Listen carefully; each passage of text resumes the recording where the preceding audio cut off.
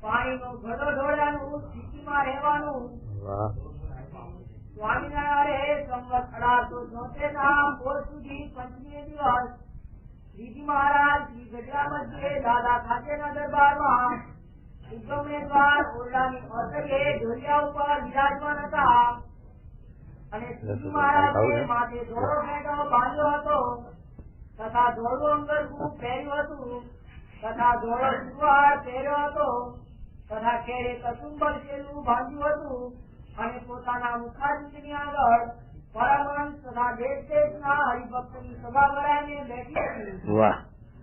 પછી કરુણા કરીને પરમહંસની આગળ શ્રીજી મહારાજ વાત કરવા લાગ્યા છે. વાસુદેવ મહાત્મા નામે જે ગ્રંથ તે અમને અતિશય પ્રિય છે. વાહ, મહારાજ બહુ વખાણ્યો ઋષિ વાસુદેવ મહાત્મ. એ મહારાજે બહુ વખાણ્યું. વ્યાસજી ભગવાને લખ્યું છે તો પણ એમાં ઉપાસનાની સુધી પણ સારી લખી. એકાંતિક ધર્મનું નિરૂપણ બહુ સતત કર્યું, સારું. એવું કોઈ શાસ્ત્રમાં સ્પષ્ટ નહીં હોય. અને અહિંસા પરમો ધર્મ એની તો વાત બહુ રહી. ઉપરી ચરવસુનું દ્રષ્ટાંત આપ્યું અને એ વાત લખી. અને ભગવાનની જે નાના પ્રકારે કરીને ભગવાનની પૂજા સેવા એની વિધિ બહુ સૂક્ષ્મ લખી પાછી. આપણે મહાપૂજામાં એટલું જ નથી કરી શકતા, એટલું લખી. રોજ તો એટલું કોઈ ન કરી શકે. એવી બધી વિધિ લખી હતી ભગવાનની પૂજા સેવાની. એટલે આ વાસુદેવ મહાત્મ એટલા સારું મહારાજ વખાણ છે કે ઉપાસનાની સુધી અને એકાંતિક ધર્મનું જે નિરૂપણ એ એના જેવું બીજા શાસ્ત્રમાં તમને નહીં વાંચવા જોવા મળે. અને વાસુદેવ મહાત્મ શું ગ્રંથ છે કે જે 17 પુરાણ બનાવ્યા છીએ 18 એમાંનો આ સ્કંદ પુરાણ એટલે કાર્તિક સ્વામીનું પુરાણ. કાર્તિક સ્વામીનો જે મહિમા એ 81,000 શ્લોકનું બેઠે બેઠે વ્યાસજી લખ્યું. બધા પુરાણો છે કોઈમાં 24,000 શ્લોક, કોઈમાં 18,000 શ્લોક, કોઈમાં એવા પુરાણો બધા છે. પણ આ એક એવું પુરાણ છે કે 81,000 શ્લોક. 2-3 પુરાણ ભેગા કરો તો એક પુરાણ થાય. એવું આ કાર્તિક સ્વામીનું સ્કંદ પુરાણ વ્યાસજી ભગવાને લખ્યું છે. એમાં 7 ખંડ પાડ્યા. એમાં જે બીજો ખંડ છે વિષ્ણુ ખંડ, એની અંદર પેટા ખંડો પાછા 9 છે. એમાં 9મો જે પેટા ખંડ એમાં આ વાસુદેવ મહાત્મના 32 અધ્યાય લખ્યા. એ વાસુદેવ મહાત્મના 32 અધ્યાય આ સાથે આપણે વક્તાલ હરજીવનદાસ સ્વામીએ એ 32 અધ્યાયનું પુસ્તક નોખું છપાયું વાસુદેવ મહાત્મ. અને એની અંદર આ મહારાજ લખ્યા છે કે વાસુદેવ મહાત્મ અમને બહુ પ્રિય છે. મહારાજ વખાણ એટલે એમાં કઈ નવીનતા હોય ને. મહારાજ અમથા વખાણ એવા નથી કોઈ પુસ્તકને. ભાઈ હોય માલ તો મહારાજ કે શ્રીમદ ભાગવત તો સારું જ છે, શ્રીમદ ભાગવત તો સારું છે, પણ વાસુદેવ મહાત્મ જેવો કોઈ ગ્રંથ નહીં. એટલે શ્રીમદ ભાગવતને પણ વટાડી દીધું. એટલો એનું મહાત્મ મહારાજ લખ્યું. એ આપણે આ સાથી મહારાજ વખાણ્યું છે એનો વિચાર કરવા જેવો, એનો વાંચવા જેવું અને એનું મનન કરવા જેવું કહેવાય. એ મહારાજ કહે છે વાસુદેવ મહાત્મ અમને બહુ પ્રિય છે. પછી શું કહે છે? કેમ જે ભગવાનના ભક્તને ભગવાનને ભજવાની જે રીત જો તે કરે એ ગ્રંથમાં કહી છે. જો એ ભગવાનના ભક્તને ભગવાન કેવી રીતે ભજવા, મહિમા કેવો ભગવાનનો સમજવો, કેવી રીતે સમજવો, એ બાબતમાં એ વાસુદેવ મહાત્મા મહારાજે બહુ સાથે વ્યાસજીએ સ્પષ્ટીકરણ કર્યું છે. એટલે મહારાજ કહે અને ભગવાનના જે ભક્ત એ 2 પ્રકારના છે. તેમાં એકને ભગવાનનો નિશ્ચય તો યથાર્થ છે, પણ તે દેહાત્મ બુદ્ધિ તો ભગવાનનું ભજન કરે છે. અને બીજો તો જાગ્રત, સ્વપ્ન, સુષુપ્તિ એ 3 અવસ્થા તથા સ્થૂળ, સૂક્ષ્મ અને કારણ એ 3 દેહ તેથી ફળ ને ચૈતન્ય રૂપ એવું જે પોતાના સ્વરૂપને માને અને તે પોતાના સ્વરૂપને વિશે ભગવાનની મૂર્તિને ધારીને ભગવાનનું ભજન કરે. આજી 3 અવસ્થાથી ને 3 શરીરથી પર જે પોતાનું સ્વરૂપ તેને અતિશય પ્રકાશમાન ભાળે ને તે પ્રકાશને વિશે ભગવાનની મૂર્તિ જેવી પ્રગટ સમાન છે તેવી અતિશય પ્રકાશયુક્ત ભાતે એવી રીતની સ્થિતિ વાળો હોય અને એવી રીતની સ્થિતિ જ્યાં સુધી થઈ નથી ત્યાં સુધી ભગવાનનો ભક્ત છે તો પણ તેને માટે વિઘ્ન છે. હા, જો આ વચનાવત મહારાજ સમજાવે છે ચાલુ તો આપણે આના ઉપર પ્રથમનું હાથનું વચનાવત વિચારવું પડે. પ્રથમના હાથના વચનાવતમાં શું લખ્યું મહારાજ કે જ્યાં જ્યાં આધ્યાત્મિક વાર્તા આવે છે ત્યાં ત્યાં આ જીવની મતિ ભ્રમી જાય છે. અને ગુણાતીત સ્વામીએ લખ્યું કે જ્યાં જ્યાં આ અન્વય વ્યતિરેક ને સગુણ નિર્ગુણ ને એની વાત આવે ત્યાં સમજ્યા વિના એનો ઉત્તર કરવો નહીં, નહીતર તે અણસમજણ ઉભી થાય એમ પણ લખ્યું.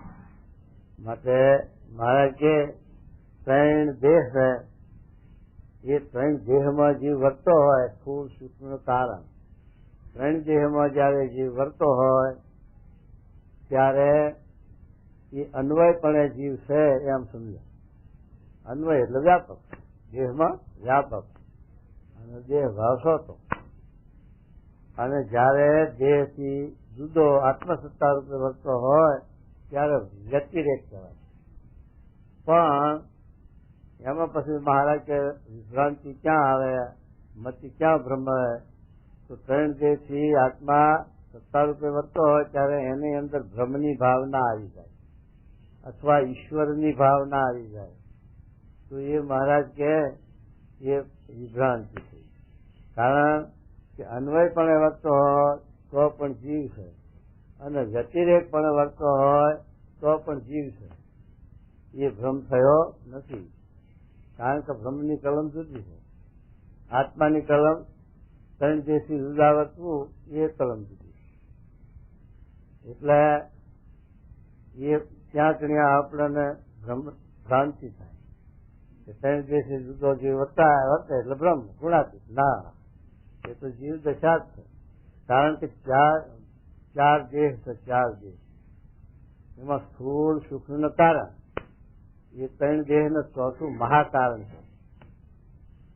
એ ચોથું મહાકારણ દેહ છે એ 3 દેહથી જુદા વર્તવાથી પેલું મહાકારણ નથી કરતું, મહાકારણ ઉભું રહે જીવમાં. જે મહાકારણ ઉભું હોય ત્યાં સુધી આ જીવને જીવ દશા કરી નથી. એટલે એ મહારાજે આ વાત સમજાવી આપણે. અને આવા રીતે આત્મા અને દેહની વિકૃતિ તો મહારાજે ઘણા વચના સમજાવી. સારંગપુરના પંદરમાં પણ એવું સરસ એમાં ભ્રમરૂપ થઈને ભગવાનની ભક્તિ કરે, દેહા અધ્યાસો તો ભગવાનની ભક્તિ કરે એનું સ્પષ્ટીકરણ કરી સમજાવ્યું. છેલ્લાના 5માં પણ વિઘનવાળી ભક્તિ, વગણ વિઘનવાળી ભક્તિ એમાં પણ આત્મા અને આ દેહની વિકૃતિ સમજાવી. એટલે મહારાજને મૂળ છે તે મહારાજ કે અમારો અવતાર જ મૂળ અજ્ઞાનનો નાશ કરવા છે. કે મૂળ અજ્ઞાન શું છે કે આ જીવ છે એ ભ્રમને સજાતી છે અને એ પાછો એ છે તે ભૂલો પડે.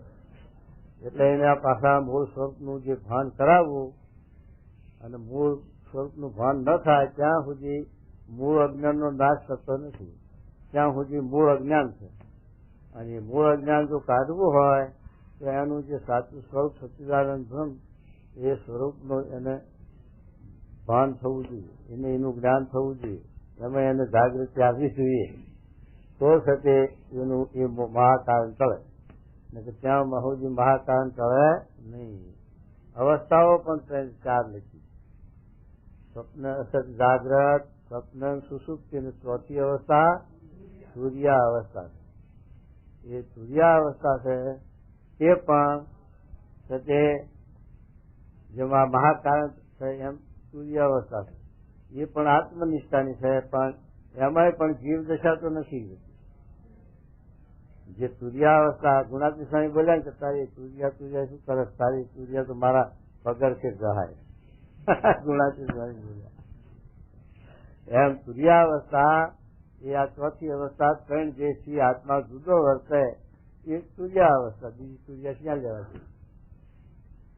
પણ આવી રીતે મહારાજે આ છે જે 7ના વચનાવતમાં સમજાયું, આ 23ના વચનાવતમાં મહારાજ સમજાવે છે. એમાં દેહ ભાવ તો ભગવાનની ભક્તિ કરે છે, દેહના ભાવ રહેલા છે જીવમાં, અને ભગવાનની ભક્તિ કરે છે, અને 1 ને 3 દેહના ભાવ ટળી ગયા, અને 3 દેહના ભાવ ટળી ગયા એટલે જીવ સાથે વ્યતિરેક થયો, પણ એને આ સ્વર્ગનો ભાર બહુ છે. કારણ કે અહીંથી આ જીવ આપણે ઉખડ્યો જો, પણ એને દેવલોકમાં બહુ આશક્તિ, દેવના વૈભવ, એ મણિમય મોર, એ અપસરાવો, એ રીધિ સિદ્ધિ, કલ્પવૃક્ષ ધાર, કામદુદા ગાયો, અને એંકણીઓ નહીં નોકરી કરવાની, નહીં વેપાર કરવાનો, નહીં ખેતી કરવાની, અને એ છે મોજ શોખ. જે તમે આ દાખલો કર્યો હોય, અને કુવા વાય ઊન જાન કર્યા હોય ને, કુવા કરાયા હોય, વાયો કરાવી હોય, ધર્મશાળાઓ કરાવી હોય, શાળાઓ કરાવી હોય, વિદ્યાદાન દીધા હોય, અન્નદાન દીધા હોય, એવા સદાવતો ખોલ્યા, પરબો બંધાઈ હોય, આ સાથે માણસોના હારું ઝાડ, સડકો, એવા જે તમે સાત્વિક કર્મ કર્યા હોય, અને એ સત્ય સાત્વિક કર્મ એનું જે પુણ્ય એ ભોગવવા માટે આ ઉદ્ભવ લોક છે, દેવલોક છે. તો એ દેવલોકની અંદર આ જીવને ભગવાન ગતિ આપે છે, એ સત્વગુણી કર્મ કરનારને. અને એ ત્યાં સાત્વિક કર્મની એ પોતાનું જે પુણ્ય છે એને ભોગવે છે. ત્યાં કર્મ બંધન છે જ નહીં, કર્મ કરવાના નહીં, કર્મ બંધન ના થાય, પછી સાથે આ લોકમાં આવવું પડે. કર્મમાંથી મુક્ત થવા માટે આ લોકમાં પાછું આવવું પડે. તો એ મહારાજ કહે છે કે આવી રીતે દેવલોકની અંદર તે આપણા જીવને બંધન છે. આપણે લખીએ કાગળ, ફલાણા ભાઈ દેવલોકને પામ્યા છે, દેવલોકને પામ્યા છે એટલે ક્યાં ગયા? એ તો પાછા 84માં પાછા છે. કારણ કે 14 લોકની બહાર ગતિ ન થાય ત્યાં સુધી એને આ 84માં જન્મ ધરવા પડે. પણ એ ભૂમિકા છે, ત્યાંની આયુષ પૂરી કરે, અને ત્યાં સુધી પુણ્યની ક્ષય થાય, પુણ્યનો પૂરો. એટલે લખ્યું કે પુણ્ય કરીને અમરાપુરનું સુખ પામીએ, અંતે પાછો ભોગત ફેરો થાય જો. પુણ્ય કરીને અમરાપુરનું સુખ ભોગવે, પણ પછી એ પુણ્યની પૂર્ણાહુતિ છે. એ પુણ્ય કાયમ કાયમ આપણે કોઠીઓ ભરી અનાજની, અને પછી હોઈ જઈએ, નવું રહીએ નહીં, તો એ કોઠીઓ કઈ કાયમ ચાલે છે? 1 વર્ષ ચાલે, 2 વર્ષ ચાલે, પછી ખાલી થાય કોઠીઓ. પણ એ તો કાયમ ભરતી કરતી રહે છે. એ તો અત્યારે ચોમાસામાં ઝાડ ઘઉં પાક્યા, એની કોઠીઓ ભરી, પણ ઉનાળા ચોમામાં ખાતે ખાતે બીજો વરસ આવે ત્યાં સુધીમાં ખાલી થવા આવે. પછી બીજું જો ન વાવીએ, જો ખેતી ન રહીએ, તો કોઠીઓ ખાલી ખાત, તો પછી શું ખાવું? એ તો કમાવ ચાલુ રાખવું પડે. એ કમાણી એ રોડ ચાલુ રાખે તો એ એમ આ દેવલોકને પામે પુણ્ય કરીને, પણ દેવલોકમાં પછી વૈભવ ભોગવે, એ પુણ્ય ભોગવે એટલે પુણ્ય ફૂટી રહે. પછી નવું પુણ્યનું ઉપાર્જન કરવું પડે, તો મૃત્યુ લોકમાં આવવું પડે પુણ્ય કરવા માટે. તો એ છે પુણ્યનો ક્ષય થઈ જાય, પૂરું થઈ જાય. એટલે આ જીવ દેવલોકમાં જાય તોય પણ એનો મોક્ષ ન થાય, તોય પણ આત્યંતિક કલ્યાણ ન થાય. કારણ કે એની આયુષ મોટી, દેવલોકની આયુષ છે એ આપણા કરતા વધારે. દેવલોકની આયુષ 12,000 વર્ષ લખ્યા, ત્યારે 4 ચોકડી આપણી લખી. સત્યુગ કહેતા આપણને કહ્યું એ 4 ચોકડી નો આ છે. એ 4 ચોકડીના વર્ષ 43,28,000 થાય, એટલા આપણા વર્ષ જાય એટલે દેવના 12,000 થાય. એટલે આપણા કરતા દેવના વર્ષ મોટા. એટલા માટે ત્યાં પણ કાળની ગતિ ખરી. તો એ કાળની ગતિ જ્યાં સુધી હોય ત્યાં સુધી ગમે તેટલે જીવ જાય તો વહાં કાળ જાય છે. એક કાળ ત્યાં ન જાય કે પ્રકૃતિ પુરુષથી પર અક્ષરધામમાં કાળ નથી જતો.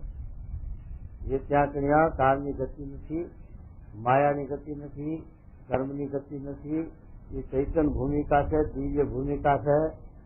જય ગુરુ પધારો.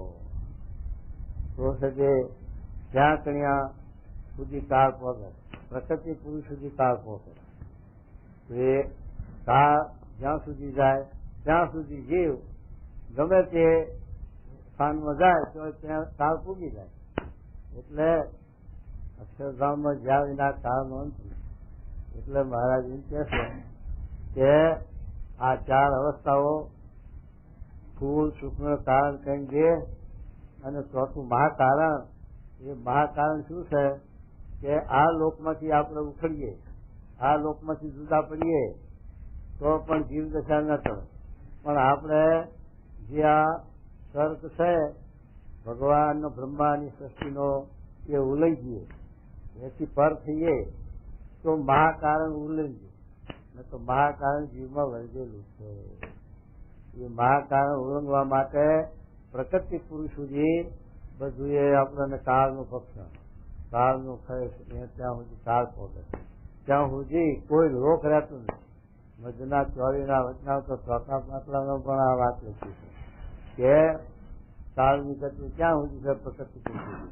માટે જે લોક છે, જે લોકના વૈભવ છે અને જે લોકના દેવ છે, એ ત્રણ પ્રકારના પ્રલયમાં, નિજ પ્રલય, નિમિત્ત પ્રલય અને પ્રાકૃત પ્રલય.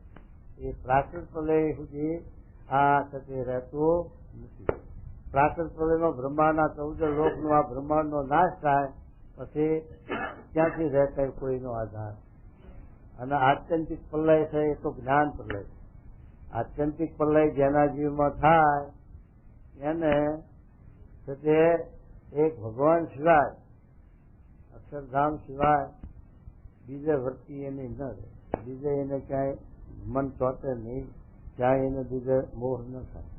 અને મનાને એક ભગવાન જ અક્ષરરૂપ થઈ, બ્રહ્મરૂપ થઈ, આત્મારૂપ થઈ અને એક પરમાત્માને આત્મામાં જુએ, દેખે, ત્યાં અરે આત્યંતિક પ્રલય થયો.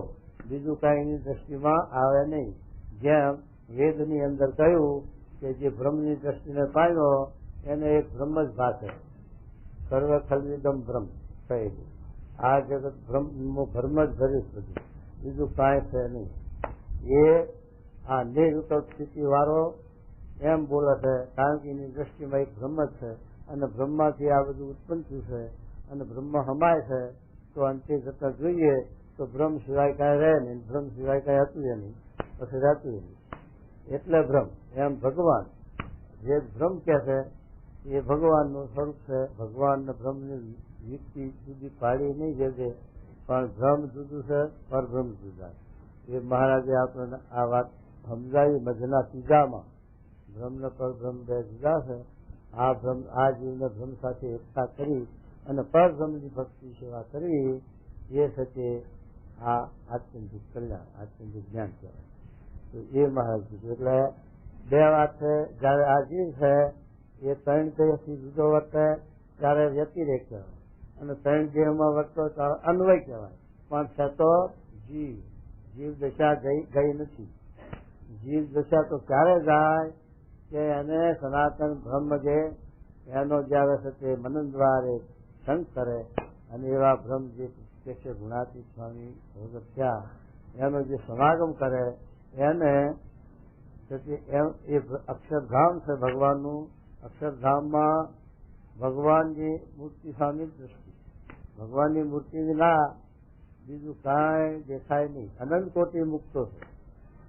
પણ ગુણાતી સ્વામીએ એક શબ્દ લખ્યો કે પોતે ઉત્તમ છે ભગત એ તો એક પુરુષોત્તમને જ દેખાય, અને મધ્યમ ભગત છે એ પોતાને પુરુષોત્તમને બેને દેખાય, અને કનિષ્ઠ ભક્ત છે એ પોતાને, અક્ષરને અને પુરુષોત્તમને ત્રણ દેખાય. માટે જો આ દ્રષ્ટિ વર્તી સંકેલવાની વાત, બીજું છે નહીં. એમ અક્ષરધામમાં એકલા ભગવાન જ છે એવું નથી, અનંત કોટી મુક્તો બેઠા છે.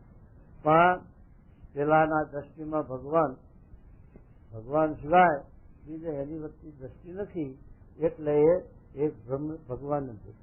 એ પોતાને ભૂલી જાય, પોતાને દેખતો નથી, એક ભગવાન જ દેખાય. એટલે એ છે તે આ જેમ વેદાંત કહે છે ને અદ્વૈત, એમાં આ અદ્વૈત જેવું છે. એ ભગવાનનું માં જ વસ્તુ થઈ રહી, ભગવાન સિવાય કાંઈ છે જ નહીં. તો એ સત્ય બીજું નથી એવું નથી, પણ આ નિર્વિકલ્પ ને સવિકલ્પની સ્થિતિ રાખે છે. સવિકલ્પની સ્થિતિ છે એ જીવને, ઈશ્વરને, માયાને, બ્રહ્મને, પરબ્રહ્મને દેખે. અને નિર્વિકલ્પ સ્થિતિ છે એ પેલા ભેદ નથી દેખતો, એક પુરુષોત્તમને દેખે. એટલે આ સ્થિતિના ભેદ છે. પણ વસ્તુગતે છે બે ભારત, વસ્તુમાં કે સગુણ છે, નિર્ગુણ છે. અને આ બધું એ છે અનંત કોટી બ્રહ્માંડ નો સામતો લય થતો નથી, માટે અનંત કોટી બ્રહ્માંડ વસે જ છે મહારાજે કહ્યું. અને પ્રકૃતિ પુરુષ જો અનંત કોટી બ્રહ્માંડ વસતા હોય તો પ્રકૃતિ પુરુષ ના હોય તો પછી ક્યાંથી વસે? માટે પુરુષ પ્રકૃતિ પણ નાશ નથી થતો, એ પણ કાયમ માટે છે. પણ જેને જ્ઞાનની દ્રષ્ટિ થઈ એને સાથે એ પુરુષ પ્રકૃતિ દ્રષ્ટિમાં નથી આવતી, એ બ્રહ્મના તેજમાં એક દેશમાં લીન થઈ જાય છે. એટલે એની દ્રષ્ટિ માયા પર થાય. તો મહારાજ એમ કહે છે કે આવી રીતે કે બે પ્રકારના ભગવાનના ભક્ત છે. એકને જ્યાં છે અને ભગવાનની ભક્તિ કરે છે, નિશ્ચય બરોબર હરખો છે. બેને ભગવાનનો નિશ્ચય છે, ભગવાનનો મહિમા છે, હેત છે, બધું છે. પણ પેલો દેહાત્મા સુધો તો ભગવાનનું ભજન કરે છે. આ દેહના ભાવને ટાળીને બ્રહ્મરૂપ થઈ, આત્મારૂપ થઈ ભગવાનની ભક્તિ કરે. એ બેમાં શ્રેષ્ઠ કયો આવો પ્રશ્ન થયો. ત્યારે આમાં મહારાજ સમજાવે છે કે દેહાત્મા શુદ્ધો જે ભગવાનની ભક્તિ કરે છે એ એની ઉપરથી તો એનું આતુરતા જેવું દેખાય, પ્રેમ બહુ દેખાય, હોળો દેખાય, આતુરતા બધું દેખાય. પણ એના પ્રેમમાં આવરણ આવે, વિઘન આવી જાય. જયારે એનું માનનું ખંડન થાય, એના સ્વભાવ ઉપર ટોકાય, દેહ ભાવનું ખંડન થાય, ત્યારે એને જે ભગવાનના વિશેથી મન પાછું પડી જાય. એના આવરણ આવે, વિઘન આવે, અને એ ભક્તિ વાળા લે. એના સાથે જેને ભગવાનના સત્પુરુષ હોય કે મોટા પુરુષનો યોગ હોય ચોકે ત્યારે એનું મન પાછું પડે. કારણ કે ગુણના ભાવ છે, ગુણના ભાવ છે ત્યાં સુધી કોઈ જીવ સુખ્યો થતો. આપણા ઘરમાં શું, ગ્રસ્તાશ્રમમાં શું, ભલે ભગવાનના માર્ગે ન ચાલ્યો, ભગવાનની ભક્તિ ન કરતો હોય, પણ ગુણના ભાવ હોય તો ઘરમાં દર્શન થાય. બાપ દીકરાને થાય, મા દીકરીને થાય, વાવને થાય, દીકરાને માં થાય, આમ કુટુંબમાં દર્શન થાય છે. અહમ તો થાય છે. એ તો એક બીજાનો પેલો જે લોહી હેતનું છે એટલે પડી રહે ઘરમાં, પણ દર્શન થાય.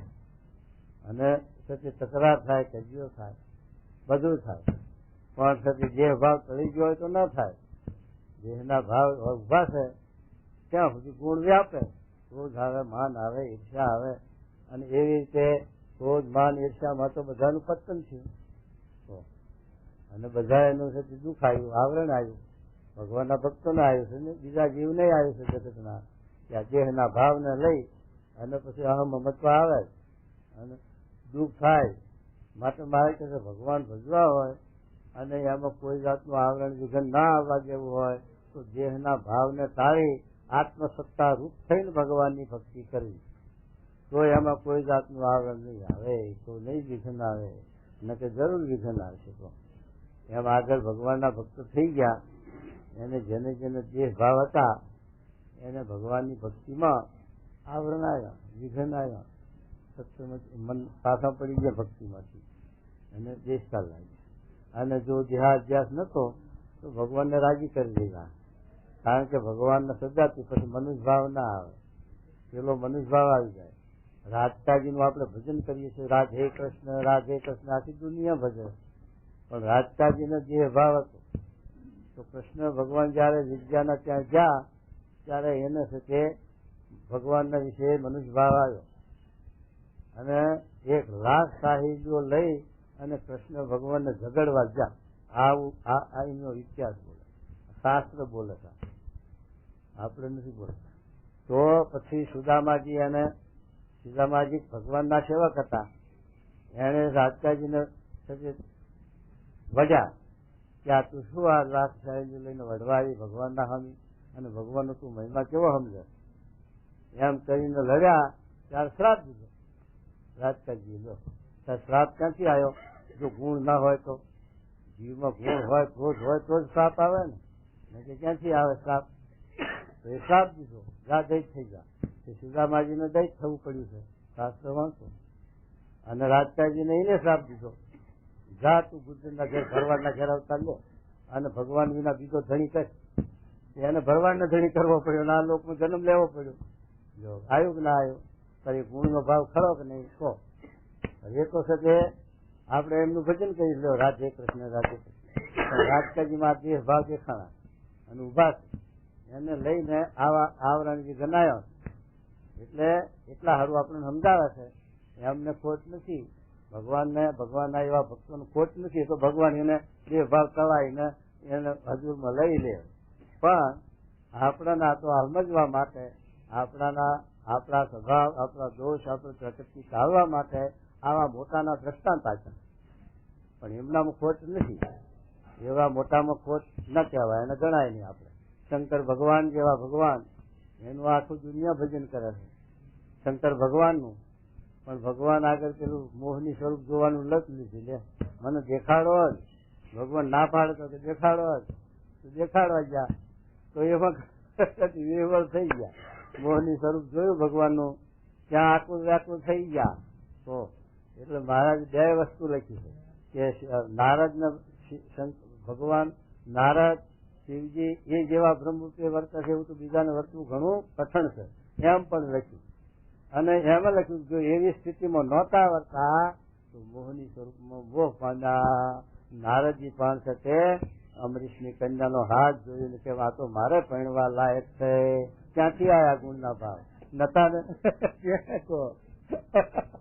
20,000 વર્ષ તપ કર્યું નારદજીએ. 20,000 વર્ષ તપ કરી અને જયારે અમરીશ રાજા દીકરીનો, કારણ કે બ્રાહ્મણ હતા, પહેલાનો રિવાજ આપણો છે, આપણા ગોર હોય બ્રાહ્મણ એને સાથે આપણે ભલામણ કહીએ કે મહારાજ, ગોર મહારાજ આપણા દીકરી સાથે દીકરો છે, એના વ્યવસાય કરવું છે તો આપણે કોઈ સારું ઘર, કોઈ ગામ જુઓ. એટલે એ બ્રાહ્મણ જાય, પછી સાથે દીકરાનો વ્યવહાર કરે અને જોઈ આવે. આપણે ઘરવાળાને કોઈને જોવાની જરૂર નથી. એ થોડો રિવાજ ઓછો થઈને બ્રાહ્મણનું સાથે નીકળી ગયું. પછી વડીલ હોય ઘરમાં, બાપ હોય અથવા કાકા હોય અથવા વડીલ ભાઈ હોય કોઈ, તો દીકરાનું બેન દીકરીનું હસબન્ડ એવું કરવું હોય તો એ જોવા જાય ઘરમાંથી વડીલ, અને એ સાથે ઘર જોઈને સંબંધ કરી આવે. એ પાછું નીકળી ગયું અને હવે તો ઈચ્છાવર થાય. હા, જેને જે પસંદ પડ્યો એ ઉપાડી હાલી થઈ ગયું. અને એનું હવે મેળ ના રહ્યો તો નિહાળમાં ફરતા હોય ને એકબીજાને ભાઈબંધી થઈ જાય. જય સ્વામિનારાયણ. મા બાપ ને આટલી ઉપાધિ ઓછી થઈ ને, સારું થયું. મા બાપ ને ઉપાધિ ઓછી થઈ, ગોતવું બધી એના હાથે ગોતી લે થઈ રહે. પણ પછી એમાંથી પ્રજા કેવી થાય એ ખબર પડે. વર્ણશંકર પ્રજા થાય. હા, એ પ્રજામાં કઈ હોય નહીં પછી. હો, સંસ્કાર ના આવે સારા તો એ સાથે આ વાત છે. તો એ મહારાજ કહે કે આવી રીતે ભગવાન આ આત્મારૂપ થઈ, ભગવાન બ્રહ્મરૂપ થઈને ભગવાનની ભક્તિ કરવી એનું કારણ આ. હવે બ્રહ્મરૂપ ક્યારે થાય? ત્રણ દેશથી જુદો થાય એટલે બ્રહ્મરૂપ નથી, એ તો જીવ દશા છે. પણ એને જયારે બ્રહ્મનો સંબંધ થાય, સનાતન બ્રહ્મ જે સચ્ચિદાનંદ, એ ગુણાતીત બ્રહ્મ, ગુણાતીત એટલે ગુણથી પર, આવા પુરુષનો આપણને સંબંધ થાય એટલે એના સમાગમે કરીને આપણા દેહનો ભાવ તળે છે, દેહનો અભ્યાસ કરે છે અને દેહ આપણું ખોટું મનાય છે. ન કે ત્યાં સુધી મનાતું નથી, ત્યાં સુધી દેહનો ભાવ તળતો નથી. મારે કે 100 વર્ષ સુધી આકાશમાં કાતો ખારો ખાતો અવાજ આવે એમ સ્વામી કે 100 વર્ષ સુધી આપણે હું ભ્રમ છું કરીએ પણ ભ્રમરૂપ થવાય? એ તો બ્રહ્મરૂપ થયેલા પુરુષનો સમાગમ જોઈએ અને કોલેજ જોઈએ તારે LLB થવાય, તારે એન્જિનિયર થવાય. કોલેજના માસ્ટરનો પ્રોફેસરનો ફોટો લઈને દેવો ને, છે ચોપડીઓ લઈને દેવો, કોલેજની ચોપડીઓ ને કોલેજના પ્રોફેસરનો ફોટો, એ ઘેર લઈને બેઠા શીખવું તો શીખાય ખરું? એ તો જરૂર એ પ્રોફેસરનો સંગ કરવો જ પડે, એના પાસે અભ્યાસ કરવો જ પડે. ત્યારે પ્રોફેસર થવાય છે. એમ આ એવા ગુણાતીત પુરુષ હોય, જો પેલા બેઠા ગુણાતીત, અને એનો આ વેલો ગુણાતીત વેલો હાલ જવા આવે છે તો આ બધા આ બગીચો લીલો લાગે. કુવામાં પાણી હોય તો ખેતરમાં દેખાય લીલું, અને ખેતરમાં લીલું હૂકું હોય ત્યારે સમજવું કુવો ખાલી લાગે. એમ સત્સંગમાં લીલાશ હોય ત્યારે એમ સમજવું કે મહાન પુરુષ છે કોઈ, તે આ જાગૃત જીવતું રાખે. અને જો હૂકું ભંડ હોય તેમાં સમજવું કે આત્મી જીવ લાગે, કઈ છે નહીં સત્સંગમાં. તો એના દેખાય. તો જ્યાં છે તે આપણે ફરીએ એમાં જ્યાં લીલું દેખાય ને, ધરો લીલું દેખાય, ખડ લીલું દેખાય, ત્યારે સમજવું કઈ પાણી હેત છે, પાણીનો ભાગ છે એમ દેખાય.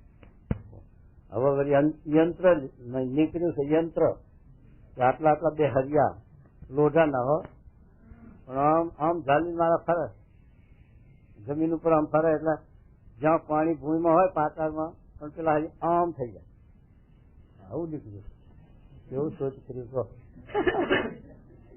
હવે પાણી ક્યાં ઊંડું, 5-25 હાથ, અને ક્યાં હરિયા.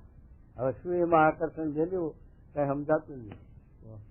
કેવી બુદ્ધિ પોકારી માણસે કે હરિયામાં પાણી દેખાય આમ.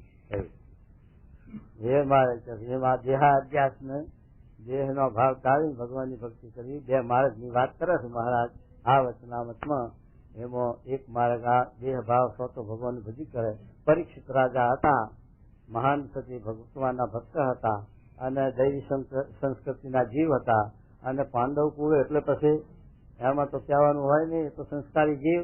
આખું મહાભારત દૈવી આસુરી સંપત્તિ યોગ, ગીતાનો હોલમાં અધ્યાય દૈવી આસુરી સંપત્તિ યોગ. એમાં દૈવીના અને આસુરીના લક્ષણ લખ્યા. અને પેલામાં મહાભારતમાં પણ દૈવી ને આસુરી, એમાં કૌરવ ને પાંડવ, દુર્યોધન અને એ કૌરવ પક્ષ એ આસુરી સંપત્તિના જીવ હતા, અને પાંડવો એ દૈવી સંપત્તિના જીવ હતા. એ દેવોની સંજ્ઞાથી ઉત્પન્ન થયેલા. જયારે પાંડુ રાજા હતા એને પંડ રોગ હતો, એટલે વસ્તી થાય એવું નતું કુંતાજીનાથી. એટલે પછી મંત્રો આપ્યા ઋષિઓએ કે આ મંત્રોના જાપથી દેવની પ્રાપ્તિ થશે, દેવ થકી પ્રજા ઉત્પન્ન થશે. એટલે છે આ આમંત્રણ આપ્યું દેવોને. ઇન્દ્રના મંત્રથી બોલાયા તો અર્જુનજી થયા, અને વાયુદેવને બોલાવ્યા તો કોણ થયું? ભીમસેન. અને પછી યજ્ઞ યમદેવ, ધર્મરાજા, એમને બોલાયા ત્યારે કોણ થયું? ધર્મરાજા છે, યુધિષ્ઠિર છે. આ 3 પુત્રો એ દેવના થયેલા, અને ચોથા તો જાણે કુંવાર થયા હતા એટલે નંબર કાઢી નાખ્યો કારણ સૂર્યના મંત્ર. પણ પછી 2 પુત્ર રહ્યા ને, કોણ જ્યાં 2? હા, એને એની માં જુદી છે. હા, અને એના દેવ જુદા. પેલા અશ્વની કુમારો, અશ્વની કુમારો 2 હતા, એના થકી માદરી થકી આ 2 પુત્રોની ઉત્પત્તિ થઈ છે. તે સૈન્ય 2 આ 5, એમ થકે આ પાંડુ રાજાના 5 પુત્રો ગણાય. એમાં છે આવી રીતે દેવ તો થયા, એનામાં તો દેવનો અંશ હોય ને કઈ, એટલે આસ્તિક છે, વળી ધર્મવાળા છે, વળી દૈવી સંપત્તિના જીવ છે, અને પેલા આસુરી સંપત્તિના જીવ છે. એટલે આ 2 નું જે ઘર્ષણ થયું એમાં એક નિમિત્ત છે. આ ગ્રાહની તો બધી આ લોકની નિમિત્ત. એ તો અર્જુને ના જ પાડી છે સ્પષ્ટ કે મારે માગી ખાવું સારું, પણ આ યુદ્ધ કરીને આ સામે ઉભા છે તો બધા અમારા મામા, કાકા, દાદા, હગા વાલા છે, આમાં મારીને મારે છે આ ગ્રાહ ભોગવવો એના કરતા માગી ખાવું સારું. પણ કૃષ્ણ ભગવાનને આ કાર્ય કરવું હતું, પૃથ્વીનો ભાર ઉતારવો હતો, અને આ છે તે આસુરી સંપત્તિનો નાશ કરવો. એટલે પછી ભગવાનનો અવતાર જ એ સારું હોય છે ને, કે આસુરી સંપત્તિનો નાશ કરવો. કારણ કે આપણે ખેતરમાં મોલ વાયો, કપા વાયો હોય, પણ એમાં ખડ થાય, પછી એના સામું ના જોઈએ તો કપા પાકે ને. ઘરમાં ગાડું ભરીને આવે તો ખડ થઈ જાય, કપાને બેહાડજે પીરો કરીને ફૂકવી નાખે, અને ખડનું જામ થઈ જાય. પણ એ ખડને આપણે નેદવું પડે, એ નેદ ખોટ કરી અને એને ખાતર પાણી આપવું પડે, ત્યારે કપા પાકે.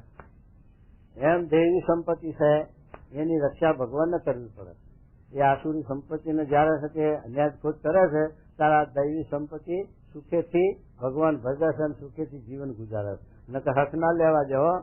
કોક બીજ રહી ગયું હોય તો ક્યાં હક લેવા દે? જુઓ કેવા હેરાન કરે લોકો.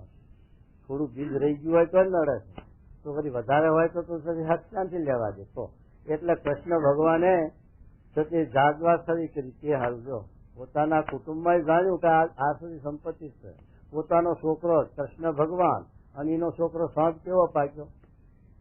સાંજે લુગડા તેને બાળીના અને તે તોહરું બાજુ પેટે આવા ઋષિની મશ્કરી કરવા ગયા. કે બધા છોકરા ઘરાશિયાના હખણા હતા છે, ઘરાશિયાના છોકરા બધા ભેગા થઈને ગયા ઋષિ પાસે. એ ઋષિ મહાત્મા આ બાઈ ને આ શું જન્મ છે? કોણ તોહરું બાજેલું. ઋષિ મહાત્મા તો અંતર્યામી છે, સર્વજ્ઞ છે, જાણે છે બધું. પણ પછી તો ઋષિ મહાત્માની મશ્કરી કરે, પછી ઋષિ મહાત્મા કઈ હસણા છે. પછી સાપ આપ્યો, એમાંથી એ બાઈને જે જન્મ છે એનાથી આ તમારા કુટુંબનો વિનાશ કરશે. જાઓ, આ થઈ ગયું. હવે શું કરવું? પછી કૃષ્ણ ભગવાન પાસે ગયા. ભગવાન કે તો આ બધું મારી ઈચ્છાથી થયું છે, થવા દો જે થાય. પછી તો પેલું તોહારું નીકળ્યું, એને ઘસી નાખ્યું, એની પાન થઈ અને એક કટકો વધ્યો જે માટલું કરી ગયું. એમાંથી પારથી માટલાને પકડી લઈ ગઈ, એમાંથી પેલું નીકળ્યું કટકો ધાતુનો, એનું તીર કામઠું બનાવ્યું. તીર બનાવ્યું, એ તીરથી કૃષ્ણને માર્યા તો પારથીએ. અને બીજા સત્યમય બાજીને મરી ગયા પાનથી. અને એમ કરીને જાગવા ખરી કરીને આગળ લઈ ગયા કે આ પાછળ હકણા નહીં રહે અને આ બધું લેતો જવા હારે. ભગવાન હારે લઈ ગયા બધા તો. અને આવું લીલા કરી. એટલે ભગવાન આ હારું પ્રગટ થાય ત્યાં આ દુનિયામાં 3 પ્રકાર લખ્યું: ધર્મવાળા અને અધર્મી, દૈવી અને આસુરી, આર્યન અનાર્ય. આ એક જ વિશેષણ છે. આર્યન અનાર્ય એટલે શું? આર્ય એ સનાતન ધર્મ, સનાતન ગુણ જેનામાં હોય એ આર્ય, અને દુર્ગુણ હોય એ અનાર્ય. તો આર્ય આખો સમાજ છે, આર્ય સમાજી છે. પણ એ જરા સમજણમાં ભૂલા પડી ગયા છે, એ મૂર્તિઓનું ખંડન કરે એટલે એની સમજણમાં મોટા મોટી ભૂલ આવે. એટલે આર્ય એટલે સનાતન ધર્મ, સત્ય, સૌચ, અહિંસા, બ્રહ્મચર્ય, સમદમ, ક્ષમાશીલ, સંતોષ, આવા જે કલ્યાણકારી ગુણો એ પણ કોના આધારે છે એ ખબર નથી એ લોકોને. એટલે પછી આર્ય એટલે આ સત્વ ગુણો ને ભગવાન કાંઈ નહીં, મૂર્તિ કાંઈ નહીં.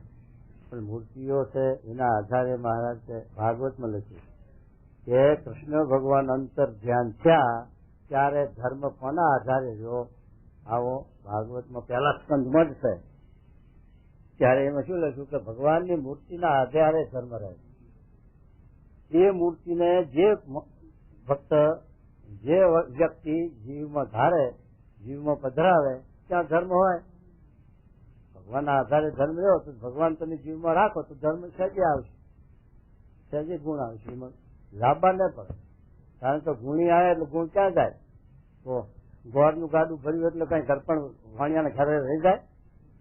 શેઠ આ ઘરપણ રહી ગયું તમારા પાસે, લાવો. ના, ગોળ દીધો એટલે ગોળમાં આવી જ ગયું કરશે. એમ છે આ સત્વ ગુણ આવે એટલે ભગવાન આવી ગયા, અને ભગવાન આવે એટલે સત્વ ગુણ આવી ગયા. બેની અરસપરસ એકતા છે. ગુણ ને ગુણી ભેગું છે. ગુણ ને ગુણી નોખવું પડે નહીં.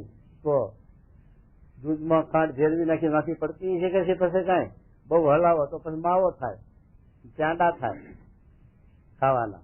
પણ ખાંડ દૂધી પડે? પાણીમાંથી પડે હો, દૂધમાંથી ન પડે. પાણીમાંથી પાણી બાવો એટલે ખાંડમાંથી પડી જાય, પણ દૂધમાંથી ન પડે.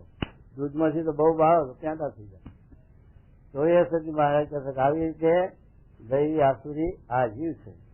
એમાં આ મહારાજ દેહાભિમાન છે એ સુખદેવજી દેહનો અભ્યાસ નતો, બ્રહ્મરૂપ હતા, પ્રસિદ્ધ મુક્ત હતા, જન્મસિદ્ધ યોગી હતા. અને પરીક્ષિત રાજા મુમુક્ષુ હતા, સંસ્કારી હતા, દૈવી હતા. પણ 17મા અધ્યાયમાં કળયુગને પરીક્ષિત રાજાએ શિક્ષા કરી. કળયુગને તું અહીં મારા રાજમાંથી નીકળી ગયા. કળયુગ કગર્યો કે મારા ગુણ તું જુઓ, એકલા અવગુણ જ જોશો કે શું તારા ગુણ છે? બોલ. કે આ મારા સમયમાં હું કળયુગ છું, મારા કળયુગના સમયમાં એક ગાયના શિંગડા ઉપર રહીનો દાણો સ્થિર થાય એટલા ઘડી જો મન સ્થિર કરે તો મોક્ષ થઈ જાય, એવો મારો ગુણ છે કળયુગ છે. અને બધો ગુણ બતાવી અને પરીક્ષિતને ભોળવ્યા અને રાજી કર્યા.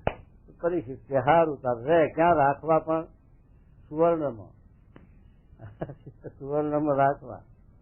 કળયુગ સુવર્ણમાં રાખ્યો એમને, ઇંદર ચાલો બચકું ભરી ઘરમાં હાપ આવે કે બીજાને કડવો તડકે પણ ઘરમાં રહેનારા ચાલો કહે એમ આને કળયુગને સ્થાન આપ્યું, કળયુગને હાચવ્યો કે એને જ ચાલુ બચકું ભર્યું. કેમ કે જયારે પેલો ઘરમાં જરાસંઘનો મુગટ પડ્યો, એના ઘરડાએ જરાસંઘને મારેલો, તે વખતનો એ જે મુગટ એ જરાસંઘનો એ એમના ઘરમાં પડ્યો. એ મુગટ માથે મૂક્યો અને પછી જો શિકાર કરવા, એટલે જો કળયુગ ભેગો લીધો જ નહીં અને કળયુગને લઈ અને બુદ્ધિમાં ફાર ફેરશો કે પેલા ઋષિના આશ્રમમાં ગયો, ઋષિ સમાધિમાં ધ્યાનમાં પોતાના કર્મકાંડમાં, એટલે ઋષિનાથી હાજર સત્તા ન થયો ત્યારે પેલા ને પેલો કળયુગ હતો એટલે ક્રોધ આવ્યો અને પછી જોડમાં જોયું તો મરેલો હાથ પડેલો ધનુષના પેટે ભરાઈને ગુરુના ઘરે નાખ્યો ઋષિ મહાત્મા. તો ઋષિ મહાત્મા તો ધ્યાનમાં જ હતા, એને હાથ નાખ્યો તો પણ વર્તી બહાર આવી નથી, છતાં પણ એના જે શિષ્ય કહેવાય છે દીકરા છે, તો એના દીકરા એ રમતો હશે આજુબાજુ, આવ્યો ને જોયું મારા બાપાનું ઘરે હાથ કોને હાથ નાખ્યો, માટે આ જેને હાથ નાખ્યો હોય મારા બાપના ઘરે એને હાથ દાડામાં હાથ કરી છે એનું મૃત્યુ થાય. આ શ્રાપ આપી દીધું. તો જો એ છે તે આ કળયુગની રક્ષા કરી, કળયુગને જ બચકું ભર્યું અને મુગટ મેલ્યો માટે, અને એમાંથી આ તો ગયો અને ઋષિના ગળામાં હાથ નાખ્યો. ને કે દૈવી જીવ હતા, ધર્મવાળા હતા, આસ્તિક હતા, એવું આ કર્મ કરે જ નહીં, તે છતાં પણ આ કર્મ કર્યું એ કળયુગના પ્રભાવને લઈ. તો છે તે એને સુખદેવજી આ ભાગવતની કથા સંભળાવે, એમાં કૃષ્ણ ભગવાનનો જે મહિમા, દસમ સ્કંદનો જે લીલા ભાગ, ભગવાનનું જન્મથી ગીતિ સુધીનો જે ઇતિહાસ, એ બધી વાત કરવા માંડ્યા સુખદેવજી. ત્યારે પરીક્ષિત રાજાને મનુષ્ય ભાવ આવ્યો, કારણ કે એ આત્મારૂપ નતો, અક્ષરરૂપ નતો, બ્રહ્મરૂપ નતો, એટલે એને જ્યાં હતો એટલે દેહ ભાવ આવ્યો. તો પછી સુખદેવજીને કહે કે આ તમે કૃષ્ણ ભગવાનની વાત કરો, તો કૃષ્ણ ભગવાન તો ધર્મનું સ્થાપન કરવા માટે પ્રગટ થયા, પણ ધર્મનો ભંગ કરવા માટે એમનું પ્રગટપણું નથી. તો પછી એમણે આ રાસ કર્યા ને એવું પરદારાનો સંચરણ એવો ધર્મ કેમ કર્યો? ત્યારે સુખદેવજી એમને સમજાવે. સુખદેવજી કહે ભગવાનનું કાર્ય છે જન્મ કર્મ. તમે જે શ્લોક ગીતાનો લખ્યો કે મારા જન્મ ને કર્મ દિવ્ય છે અને મારા જન્મ છે એ આ કર્મવશ થઈને 84 લાખ જાતના જીવો દેહ ધરે છે, એમ હું આ દેહ નથી કરતો. હું તો એક ભગવાનના ભક્તના સંકલ્પે કરીને દેહ કરું, એના મનોરથ પૂરા કરવા દેહ કરું, એની રક્ષા કરવા દેહ કરું, ધર્મનું સ્થાપન કરવા દેહ કરું, પણ કર્મવશ થઈને દેહ ધરતો નથી. અને જે હું આ ક્રિયા કરું છું એ છે તે ઇન્દ્રિયોને લાડ લડાવવા, ઇન્દ્રિયના પોષણ માટે, દેહના પોષણ માટે નથી કરતો, પણ ભક્તોની રક્ષાના માટે, ભક્તની સેવા અંગીકાર કરવાના માટે કરું. માટે જો તું હે અર્જુન, તું મને જન્મનો મારા કર્મ છે દિવ્ય જાણીશ, તો તું પણ માયા પર થઈ જઈશ, તું પણ દિવ્ય થઈ જઈશ. દૈવેશા ગુણમયી મમ્માયા દુરિત્ય શ્લોક લખ્યો, દુઃખે કરીને મને ન કરાય એવી જે મારી માયા એ મને પામે એ કરી જાય છે. ત્યારે હે ભગવાન તમને પામ્યા છીએ, તમારો સંબંધ થયો, તો ઘાટ સંકલ્પ બહુ કેમ થાય છે? બધા ઘાટ સંકલ્પો નથી કરતા, મારા દેહ ભાવ નથી થતા એકદમ. તો ભગવાને શું કહ્યું કે અહીંથી આપણે બોટાદની એસટીમાં બેઠા સ્ટેન્ડ ઉપર, એટલે બોટાદ આવેલું છે, બોટાદ પહોંચેલા છે. આપણા ઘેર કોઈ આવે મહેમાન અને આપણા ઘેરથી આપણા ઘરના કોઈ માણસ કાકા દાદા એ કાશી ગયા, તીરથ કરવા ગયા. એ અહીંથી ઘેરથી નીકળીને રેલવેમાં કે એસટીમાં કે ત્યાં બેઠા. પછી ઘેર આવીને આપણે પૂછે તો આ ફલાણા ભાઈ ક્યાં ગયા? તો આપણે શું કહીએ? કાશી ગયા. કે કાશી પહોંચ્યા છે? કાશીના સંકલ્પ જ્યાંથી નીકળ્યા છે એટલે કાશી પહોંચવાના છે. પછી આવરણ વિઘન આવે તો ના નહીં વચમાં એનું કઈ મેળ નહીં. પણ અહીંથી આપણે કહીએ કે કાશી ગયા એમ મહારાજ એમ અમદાવાદ કૃષ્ણ ભગવાન ગીતામાં કે તમે મને જો દિવ્ય જાણો છો, માયા પર જાણો છો, મને નિર્દોષ જાણો છો, મને સર્વજ્ઞ જાણો છો, તો તમારામાં દેહ ભાવ ભલે દેખાય પણ એ દેહ ભાવ કરી જશે અને દેહ ભાવ તમારામાં નહીં. જો મને માયા પર જાણશો તો તમે માયા પર થઈ જશો એમ છે. એટલે મહારાજ કહે છે કે મોટા મોટા નારદ, સુખ સંતાદી એવાના વિશે પણ દેહના ભાવ જણાવે, છતાં પણ એ જો પોતાના ઈષ્ટદેવને માયા પર સમજતા હતા તો માયા પર થઈ ગયા. અને મહારાજ કે આવી રીતે એ શ્લોકનો ગીતામાં ઉત્તર ન કરીએ તો બીજી રીતે અર્થ દેશે એવો નથી એમ કીધું મહારાજ. માટે આ રીતે ઉત્તર છે કે આપણે માયા પર થયા, જાણ્યા ભગવાનને, એટલે માયા પર થવાનો આપણને રસ્તો મળ્યો. આપણે એ રસ્તે ચાલ્યા છીએ તો એ રસ્તે ચાલ્યા તો જરૂર કામ આવશે. પછી કોઈને મંદ ગતિ હોય, કોઈને તીવ્ર ગતિ હોય, કોઈ કલાકમાં 2-3 ઘઉં હાલતો હોય, કોઈ કલાકમાં 1/2 ઘઉં હાલતો હોય, તો એ રીતે વહેલું મોડું થાય. પણ અત્યારે તો હવે ઘઉં હાલવાના રહ્યા નથી, હવે તો ટ્રેન ઉડે. અત્યારે અમેરિકામાં જતો 10 કલાક, 21 દાડા થતા 41 દાડા પહેલા જ લખ્યા ખગોળ ભૂગોળ પાછા એટલે 10 કલાક 20 કલાકની મુસાફરી. આખી દુનિયા એક મુઠ્ઠીમાં આવી ગઈ. પેલું તો કોઈ મુંબઈએ નહીં જોયું હોય, કલકત્તા તો શેનું જોયું, પણ મુંબઈએ નહીં જોયું ગામડાના લોકો બચારે. કારણ કે રેલવે નથી એ વખતે, મહારાજના વખતમાં રેલવે ક્યાં પછી નીકળી, પછી શરૂઆત થઈ છે. ત્યારે એ વખતે મોટરો નહીં, એસટીઓ નહીં, વાહનો ક્યાં હતા. તો પછી મુંબઈ જવું, લંકામાં જ્યાં જેવું થાય ને પરદેશ જ્યાં જેવું, એટલે મુંબઈ કોણ જાય? સામાન્ય જીવો સી રીતે જઈ શકે? કોઈ ભારી ના હોય. અને અત્યારે તો મુંબઈ શું અમેરિકા મુઠ્ઠીમાં આવી ગયું. સાધારણ જીવો અમેરિકા જોયું ને ઇંગ્લેન્ડ જોયું ને અમેરિકા, જર્મન જોયું ને બધું જોયું, બધા દેશો કરી વળ્યા. આ દુનિયા એક મુઠ્ઠીમાં આવી છે. તો આવી રીતે મારે એમ કે આવી રીતે દેહનો અધ્યાસ, દેહનો ભાવ, એ આપણે દેહના ભાવ હોય ત્યાં સુધી અહમ મમત્વ આવે. ઋષિ મુનિઓ તપસ્વી બહુ હતા, પણ દેહના ભાવ જણાના તો હગા છોકરાના શ્રાપ થઈ ગયું. અષ્ટાવક્ર ઋષિના બાપે અષ્ટાવક્ર શ્રાપ દીધું, એક શ્લોકમાં ભૂલી કાઢ્યું. આટલું બધું માનવું નથી. હગા બાપ ને વશિષ્ઠ મુનિ, વિશ્વામિત્ર. વશિષ્ઠ મુનિ 100 છોકરા મારી નાખ્યા વિશ્વામિત્ર, વશિષ્ઠના. વિશ્વામિત્ર 100 છોકરા માર્યા અને એકમાં એમનું કાપવું હતું. પણ પછી કે બ્રહ્મ ઋષિ થયા એટલે પછી હેઠું હજુ બેસી ગયું, પછી ક્રોધ ઉતરી ગયો. આવું માન અપમાનમાં આવું થાય, મોહમાં આવું થાય. રાવણનું આખી લંકાનું પતન થયું હોય તો મોહમાં થયું ને. સીતાજીનો મોહ થયો કે સીતાજી મારા ઘરમાં લાવવું. પાછી સ્ત્રી ઘરમાં લાવવા જાય તો શું થાય? તો લક્ષ્મી કોની સ્ત્રી છે? તો બોલો, ભગવાનની. લક્ષ્મીજી ભગવાન ના છે અને આપણે ઘરમાં ઘાલવા છે, પછી આપણે મારસ થઈ ને, બીજું શું થાય? કહો. હા, એને ધ્યાન દીકરી તરીકે વાપરો બરોબર છે. એના ધણી થશો ને, એના ધણી ત્યાં બહાર ખાશો. લે કે આવી રીતે દેહનો અભ્યાસ, દેહના ભાવ હોય ત્યાં સુધી કોઈ જીવ શીખ્યો નથી. આ જોઈ લો સીતાજીનું, પાર્વતીનું જોઈ લો.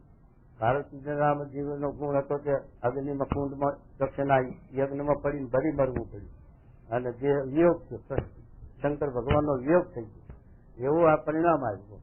સીતાજીનો દેહ ભાવ હતો તો કંચવો પહેરવાનો લત લીધી કે આ કંચવો મારે જોઈએ. મારી ચોપડાનો હવે એમાં જો માલ ના પાડી, રામચંદ્ર ભગવાન ના પાડી તો લખી દીધી. કારણ કે મૂળ શ્રી જાતિ ને ગમે તેટલા તો પછી એમને પરિણામ આવ્યું. રાવણ હાથ ભરવું પડ્યું ને આ ઉપાધિ આવીને રામ લક્ષ્મણજી ને વેઠવું પડ્યું એના માટે દુઃખ. એમ તો એ રીતે સાથે આપણે જોઈએ તો આ સાથે ભગવાનના ભક્તોને સાથે આ દુઃખ આપો. અને અહમમાં કોઈનું હાજ્યું નથી, કોઈનું અભિમાન ભગવાન રવા દીધું નહીં, રવા દે નહીં. હનુમાનજીના અભિમાન શું કાઢું, હું ના હોતા કોણ લાવત અંબર જીવો? તો નાખ્યા હેઠા ભરતજી, તો ડુંગર ને હનુમાનજી હેઠા પડ્યા અને પછી રામ કર્યું તારે ભરતને ખબર પડી કે આ તો રામનો દૂત છે. આ તો મેં જાણ્યું કે રાવણનો દૂત હશે અને રામની સેના ઉપર આ યુદ્ધ કરવા લઈ જતો હોય છે, પણ આ તો સાથે રામના ભગત છે. પછી બાણ ઉપર બેહાય, બાણ ને ડુંગર લઈને મોકલ્યા હતા. હનુમાનજીને એમ થયું કે મારું શેરના માટે હવાશેર હોય ખરું. મેં જાણ્યું કે હું જ કરું, પણ આ જો મને બાણ ને બધા પર્વત ને આ બાણ ઉપર મોકલ્યા ભરતજી, માટે મારા કરતા હવાયા છે ખરા. એમ એમનું પણ અભિમાન થાય. એમ જીવ પ્રાણી માત્રનું અભિમાન કોઈનું ભગવાન રહેવા જતા નથી. અહમ આવ્યું કદાચ કાઢ્યો એટલા માટે મહારાજ કહે છે આ આપણા દેહના ભાવ ધારવા માટે આ નિશાળ દેહનો મિથ્યા છે, જે ખોટો છે, સપનાતુલ છે. આવા દેહ ભગવાન તે કેટલાય ધર્યા. વાલા ધ્રુવનો પ્રશ્ન આવ્યો. વાલા ધ્રુવ કહે છે મહારાજને, અહમ મમત્વના ઘાટ કેમ કહેવાય, હું મારું કેમ કહેવાય? મહારાજ કે આ તો વિપરીત ભાવના થઈ. આપણા ઘરમાં 5-10 જે માણસનું કુટુંબ હોય એમાં કોઈ બેન દીકરી કુપાત્ર સાચી હોય તો આપણને દુઃખ થાય. ત્યારે મહારાજ આ વાલા ધ્રુવ છે. અને મહારાજ પછી સમજાવે કે પૂર્વ જન્મની મા બેન દીકરીઓ આ કૂતરા બલાડા ગજેડામાં પશુ પક્ષીમાં કેટલી ફરતી છે આપડી, એનો ધોખો છે તો આનો જ ધોખો કરો. આ એવું જ છે ભેગા. આ કઈ હારે આવવાનું છે, આ કઈ રહેવાનું છે અંબાર, કોઈનું કોઈ છે. તો લાલ બહાદુર શાસ્ત્રી ક્યાં દેહ મૂક્યો, ક્યાં છોકરા, ક્યાં ઘરમાં હા તો બેઠો. દશરથે ક્યાં દેહ મૂક્યો, રામ લક્ષ્મણ ભરત શત્રુઘ્ન કોઈ હતો થાય.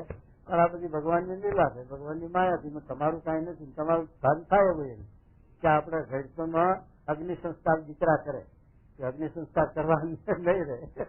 એ આજની આ સગતના 60,000 હતા તો એ બધું ફના થઈ ગયા. યાર ભગવાન લીલા. ચિત્ર કેટલું સરળ થયો, વાંચ્યો હાલે. આપણે એક સ્ત્રી હોય પછી છોકરો વસ્તી ના થશે બીજી કરે, પછી છોકરું વસ્તી ના થશે ત્રીજી કરે. એટલે ભાઈ પણ આ કરોડ કરીશ તોય નહીં થાય, નહીં થવાનું હોય તો પછી સારું વર્ષા કરે. પણ સંતોષ નહીં વળે, ભાષાવર્તી નહીં વળે, સાચી નહીં વળે કે સાચ નહીં વહેરાવી. એટલે એના બોહમાં ફસાયા કરે અને જિંદગી પૂરી કરી દે એવામાં. એટલા માટે મહારાજ કહે છે કે આ રીતે જે હજ્યા છે તેને જે ભગવાનની ભક્તિ કરીએ એમાં આવા વિઝન આવા આવરણ આવે એટલે આત્મારૂપ થઈ, બ્રહ્મરૂપ થઈ, અક્ષરરૂપ થઈ જે પુરુષોત્તમની નારાયણની ભક્તિ કરવી એમાં કોઈ જાતનું આવરણ વિઘન આવતું નથી. એટલા માટે સમજાવે છે. શું કે સાંભળજો આમાં જો શિવજી મહારાજ દ્રષ્ટાંત આપે કે એવી સ્થિતિમાં જો શિવજી નહોતા વર્તતા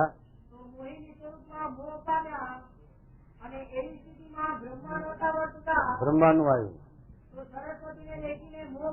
એ દેહ નો ત્યાગ કરવો પડ્યો. બ્રહ્માનો બ્રહ્માના માથે આ કલંગ આવ્યું. પોતાની દીકરી મરગળી થઈ તો એ મરગળા છે મહેગળ અને આ મોહ. પછી એના દીકરા શંકાજી કોઈ એનો તિરસ્કાર કર્યો છે, પછી એને દેહ છોડી દીધો છે, બીજો દેહ નું આ ગ્રહણ કરેલું છે. આ રીતે આવા બ્રહ્મા તો આખી જગતના પિતા કહેવાય ને. આ દુનિયા સર્જી છે એ બ્રહ્મા દ્વારે બ્રાહ્મણ, ક્ષત્રિય, વૈશ્ય, શુદ્ર, પશુ, પક્ષી, ઝાડ જે આ 84 લાખ યોનીમાં જીવ છે એ બધાના ઉત્પત્તિના કારણ બ્રહ્મા. બ્રહ્મા તો આખા જગતના પિતા કહેવાય અને એમાં પણ આ રીતે ગુણ બતાવે તો શું કહેજો. અને એવી સ્થિતિમાં બ્રહ્મા નહોતા વર્તતા તો સરસ્વતીને દેખીને મોહ પામ્યા. અને એવી સ્થિતિમાં નારદજી નહોતા વર્તતા તો પરણ્યાનું મન થયું. અને ઇન્દ્ર તથા ચંદ્રાદિક તેમને જો એવી સ્થિતિ નહોતી તો કલંક લાગ્યા. ઇન્દ્રાદિક ને ચંદ્ર ઇન્દ્રન શું થયું? ગૌતમ ઋષિના ઘરમાં હતા. અહલ્યાને જોઈને મોહ પામ્યા અને એને છેતરવા માટે ચંદ્રમા પાછા ભેગા પક્ષીમાં ભર્યા અને શું થયા? કુકડો થયા. એટલે પરોળીઓ અડધી રાતે બોલ્યા કુકડું કુ. ત્યારે તમે ગૌતમ ઋષિ કે મારું પરોળ્યું થઈ ગયું, હવા કરવા મગરો બોલ્યો, કુકડો બોલ્યો. પછી નાવા ગયા ત્યાં ગંગાજીને બોલ્યા એ ગૌતમ ઋષિ તમે આ કેમ ભૂલા પડ્યા? હું હજુ તો અડધી રાત છે. ત્યારે ગૌતમ ઋષિ ને એમ શું કા કુકડો બોલ્યો ના હવા થયું ના શું આમાં કઈક દાળમાં આવું થયો. પછી પાછા આવે છે ત્યારે આ પિક્ચર જોયું બધું. પછી ઇન્દ્ર ને શ્રાપ આપ્યો જા 1000 ભગ થઈ જાવ. તને એક ભગમાં મોહ થયો તો તને 1000 ભગ થાવ જા. તો 1000 ભગ અંદર ક્યાં? એ બિચારા ઇન્દ્ર હક જ નહીં, કમળના વનમાં આરોટવું પડે, દુઃખી થવું પડે. અને આ ચંદ્રને ટુકડો થયા હતા, એને શ્રાપ આપ્યો. અને આવી રીતે અને ચંદ્રની તો વાત બધી મેલો જ પડી. ચંદ્ર તો પેલા બૃહસ્પતિ દેવના ગુરુ કહેવાય, અને એ દેવ છે ને તો એના ગુરુ છે જ નહીં બૃહસ્પતિ, તો એની તારાને ઘરમાં પરાણે કાઢી. પેલો બિચારા કગરે છે, બૃહસ્પતિ કગરે છે, તો એ ના નથી માનતો. જયારે એને બ્રહ્માએ સમજાયો ત્યારે પાછી હાચી છે. લ્યો આ ઇતિહાસ જોઈએ, પુરાણો જોઈએ જાતિના, તો આ બધું તીખો છે તે હાલ્યું આવે. એ તો છે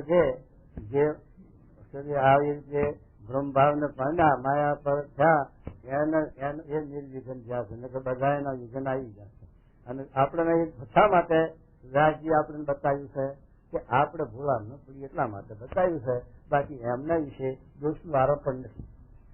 એ તો એમને પણ આવા સમર્થને પણ માયાએ ખબરાવી છે, તો તમે માયાથી ભૂલા પડતા નહીં, એ દેખાડવા માટે દ્રષ્ટાંત આપ્યું. એ એમની ખોટ બતાવવા આપણે દ્રષ્ટાંત નથી આપ્યું. એમ કે શું કે જુઓ, અને ભગવાનનો ભક્ત હોય હા પણ જો એવી સ્થિતિને ન પામ્યો હોય તો ભગવાનને વિશે પણ પ્રાકૃત ભાવ પટાઈ જાય છે. થયું. આવી સ્થિતિમાં જો ન વધતો હોય તો ભગવાનના વિશે પણ માયક ભાવ આવે. કારણ કે ભગવાન આ લોકમાં પધાર્યા એટલે કે આવી પ્રવૃત્તિ મનુષ્યના જેવી જ હોય ને. એને ભૂખ લાગે, તરસ લાગે, ટાઢ વાય, તડકો લાગે, હાજા થાય, માદા થાય, બધું થાય. કેમ ન થાય? જે છે ને મહારાજ 50 વર્ષની ઉંમર ગયા. 50 વર્ષ એટલે તો જોવાની કહેવાય.